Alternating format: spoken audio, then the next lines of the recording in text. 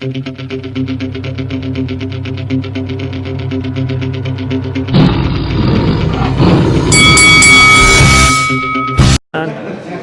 there, it's Alan Smith, head of Sky Sports Boxing, and you're watching Lights Out. This is FAISAL Khan for Lights Out in association with Shamrock Boxing, and with me via Zoom, I'm delighted to be joined by Alen Babic. Alan, good afternoon to you. How are you doing? Thank you very much. I'm happy to speak to you, and I'm just doing great. Just enjoying my victory. But I'm already in the training process for another fight, so it was a short enjoyment. It was a very, very good performance against Shondell Winters. Let's talk about it. Mainly your first time out on a big stage on the Whyte Povetkin undercard and the finale of Fight Camp Week 4. Talk to us about the whole experience of being on Fight Camp and, of course, the victory against Shondell Winters.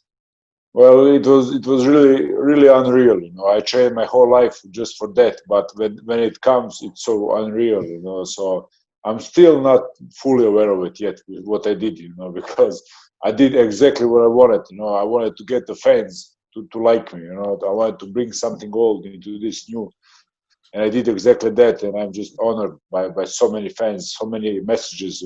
Even you sent me messages so long ago, but right now I'm trying to answer them all. But there's so many messages, so I'm just delighted. Going into the fight, everybody expected a sort of calm approach from yourself and Shondell Winters. We've seen a few fireworks at the press conference. Was you surprised at all by Shondell's approach in that press conference, and did that give you the sort of extra boost that you needed going into that fight? Well, listen, he was weird, because I was talking good about him all the time, actually, before that conference. I was like, I'm gonna knock him out, but he's okay, he's okay. And then he comes at me like a raging bull, like Jake LaMotta, and I just snapped into my savage alter ego, and the rest is history. But he did that. He bring out the worst in me. It's not good. It's not good. And of course, the performance itself, a TKO victory. Did you get everything you needed to get out of you that night, or did you feel you perhaps had a little bit more to offer? No, I have so much more to offer, and that is the best thing, because right now I'm like being called out by these big guys and all these big names, and they don't even know, like, they don't know 20% of what I can do. I can go 15 rounds like that. I wanna show people that I'm different. That they're like animals. I'm a fucking airplane. I'm different than them. Shondell is an excellent fighter. You saw him with Parke, with Tezlenko, with unbeaten prospects, but he was no match for me. It was no match whatsoever. And that will happen 10 times out of 10. Because they all do this stupid boxing new stuff. I don't do that. I go old school. I go Jack Dempsey on all of them. So before we get into the names that are calling you out, I come across a situation between you and fellow Croat Felipe Hrgovic. I want to ask you, what is the actual issue between you and Felipe Hrgovic? Well, listen, he is a classic bully. He was raised on a silver spoon, and he doesn't understand what it is to be a grinder. I'm just a grinder. I'm just a people. I'm a modern day gladiator, and I understand it perfectly. If fans doesn't want to see me fight, I'm never gonna fight. And if they do want to see me fight, I'm gonna fight. I'm gonna leave out to boxing. So, and he's just like, no, I'm too good. Everybody's gonna look at him because he's perfect. No, bro, it doesn't go like that. He's an Olympian. He was my friend. Not really a friend, but I knew him. We were together in the same club. But he just went skyrocket, driving expensive cars, showing off and stuff. And that's really not who I want to be. I'm not in the boxing for that. I'm not in the boxing for myself. I'm here for the fans. Really am. He's a very experienced fighter. He's fought 33 times now. A lot of people would say that experience counts for a lot of things in boxing, but when watching you fight with Shondell Winters, looking at you throughout the whole press conference, I don't think experience is a thing that phases you. Now, his last fight was against Tony Yoka. Is that a fight that you'd be interested in against Felipe Hrgovic? No, of course, listen, that would be the biggest fight in Croatian history of my country. In the history of my country, we never had this beef between two top 100 boxers. And I really don't like him. I think he respects me, but he can't show it because he's raised up differently. He doesn't show respect. I do respect Hrgovic. I always say that, but now it's just come at the point because when I really don't like him. I would really like to fight him, but I'm not gonna push any buttons. I have Dillian Whyte taking care of my career. I have Eddie Hearn now involved in my opponents. So they're gonna do it right. I'm not gonna go jumping out of a bridge. I'm here to stay. I bled 10 years to get to this place where I'm now, and I want to take a full advantage of it. And of course, give the fans a fight. When fans are asking for me and Hrgovic, you're gonna do it. It's all about fans. As you mentioned, that there are names now calling you out after that win against Sean Win. There's a few names mentioned: Tom Little, David Adeleye. One name in particular, and he's very confident is beating you, is Dave Allen. Now, Dave Allen is a very, he's a funny character in boxing. He's liked by many of the fans.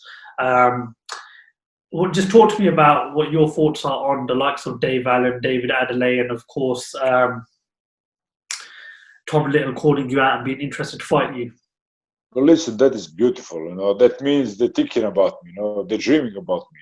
And that's what I wanted to do. With just one victory, I managed to turn the whole world on me, eyes on me. And that's beautiful. Just test me. I want to be tested because I said before, Chandel is no test for me.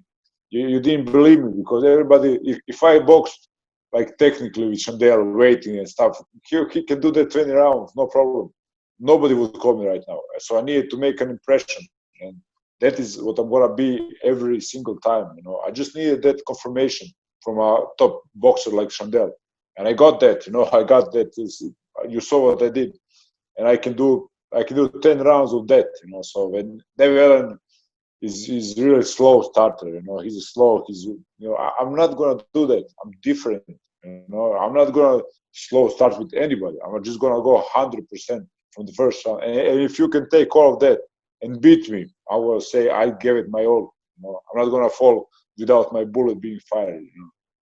These guys that I just mentioned are all confident in beating you and beating you quite easily. What's your thoughts on that? They're not, bro. They just say that, but they're not. Tom Little never said that. He's my friend. We talk on this all the time. So Lucas Brown also didn't say they expect it might be a great fight. They're giving me respect. They give me much more respect than I thought they will give me, because they don't know how good I am. Just wait. I should have 3 more fights by the end of the year. So that's my plan. I said to Dillian, and he said, let's do it. So they're going to see it. But I think they respect it because when everybody beats Sandel Witters like that, it demands respect. You can't say, I'm going to beat him like he's nothing. They don't think that. As you mentioned, Dillian Whyte and Eddie Hearn are looking after your career and in terms of you going forward. How happy are you with the way that they're helping you progress into like the latter stages of your career in this heavyweight division right now? I'm more than happy. I have only 4 fights, and people calling me out like Lucas Brown, Dave Allen, Adeleye, that guy. So I'm really happy because they really got my name out there. I support that in the ring, but they did most of the job. Most of the work was done by them, and I'm real. What you see is what you get. With me, I don't do fanny packs and stuff. I don't do stupid talks. I'm just like that. Chandel called me a bitch on the press conference. That just triggered me. I'm 10 years. I worked 10 years as a doorman. But somebody says it to me, I'm gonna break your jaw. That's the way I work. So I'm happy that people like real me, not some made up story. That's real me, naked, raw. We mentioned Dillian Whyte. Obviously, he suffered a defeat that night against Alexander Povetkin. Some people were left stunned by the defeat. Some people were left shocked by the defeat. You've had a chance to watch the fight. What was your whole thoughts on the fight between Whyte and Povetkin? I was also stunned, I still can't believe it because I would bet my house on Dillian that night. And I rarely lose in boxing bets, so I was 100% sure. And he did all he should, but he did just one mistake, one big mistake. He went out in the 4th or what round playing with Povetkin. You don't play with an Olympic champion, You don't give him time to think. I told him you should go savage on him, bro. You will kill him. Young Dillian would kill him. So he just played one punch too much. You know, Povetkin was able to realize what he has to do, and he did it. And it was a terrible defeat for me also. You know, I felt it. There's talks of a rematch, and Eddie Hearn has said that rematch could come perhaps end of November or mid-December. It's a big fight now for Dillian because if he wants to get back into the world title contention, it's a fight that he has to win.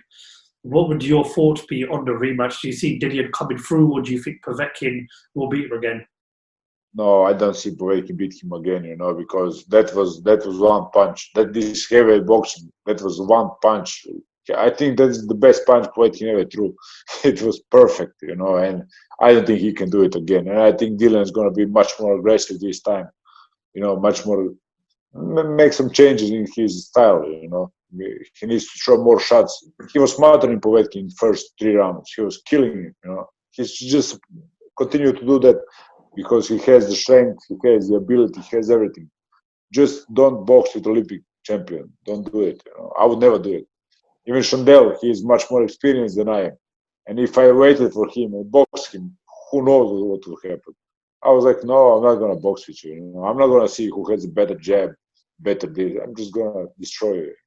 And that is the thinking that Dillian needs to have in the second fight. When you talk about the heavyweight division, you can't have that conversation and not mention Tyson Fury and Anthony Joshua, the 2 guys that hold all the belts in this heavyweight division. Tyson Fury appeared on BT Sports on Saturday night. He was in the studio for the Daniel Dubois, Ricardo Schneider's fight, and when asked a question about the fight with Anthony Joshua, he turned around and said that Anthony Joshua's team don't want it, and he reckons that Anthony Joshua probably is not interested. That fight is a fight that not only do the UK fans want to see, but the whole of the world of boxing wants to see, because we all want to see an undisputed champion crowned in the heavyweight division, the first time since Lennox Lewis was the last undisputed heavyweight champion. What would your thoughts be on that fight? Who do you have as the favourite? Who do you have winning that fight, if it does happen? Yeah, well, I think it's a real 50-50 fight. You know? I think Tyson Fury is mentally stronger because of all the stuff he went through, you know. Just makes you stronger. That's like I am. You know, I was down. That's why I'm good in my head, you know. And then Joshua had a little bit easier road, you know. So, and I would say that Joshua has a better technique. So I don't really know. Everybody asks me the question. It's so hard. You know. I am a true boxing fan, especially old school. But I would go 50-50, you know, all the way, because you never know with Tyson Fury.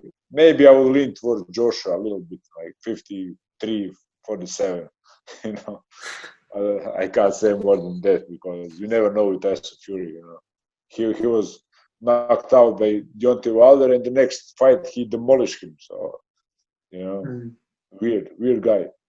As you mentioned, you're scheduled you want to fight another 3 times throughout the rest of 2020.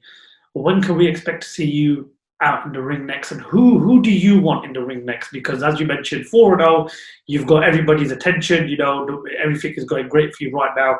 Who is it that you want to be in the ring with next?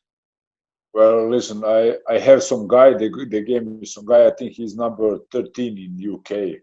He went on that Ultimate Fighter. What do you call it? Ultimate Boxer. You know, Nick Webb. Nick Webb beat that guy in the finals. Okay. The Burnett, I think it's Burnett or something. Mm-hmm. Mark Burnett. Right. Something like that. And I was like, yes, well, let's go. He's good ranking, okay guy. I think I'll knock him out in first round. So everybody wins, you know. So I think that's gonna be like next 20 days.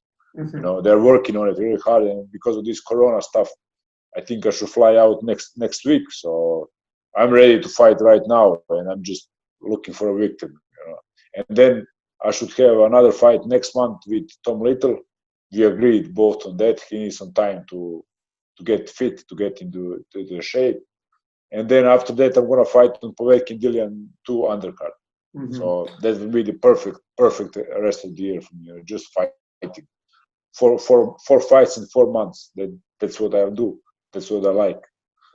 I think you versus Tom Little is such an interesting fight. I think the press conference is going to be very, very entertaining, because I've attended lots of press conferences with Tom Little, and he's an entertaining guy on the microphone, and of course, you don't shy away from anyone else. So it's going to be something interesting to look forward to. Alan, is there anything else you would like to add as we bring the interview to an end?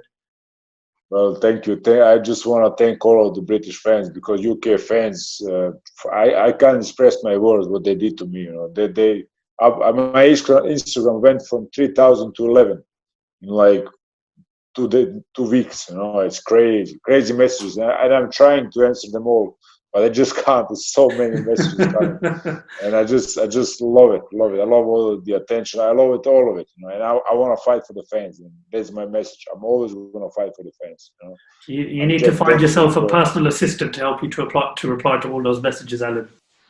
Yeah, I know. I want to do it myself. You know, I don't like it. No, I'm going to do it, but yeah, I know. Okay, well, listen, Alan, thank you very much for your time. It's a pleasure finally to get to speak to you.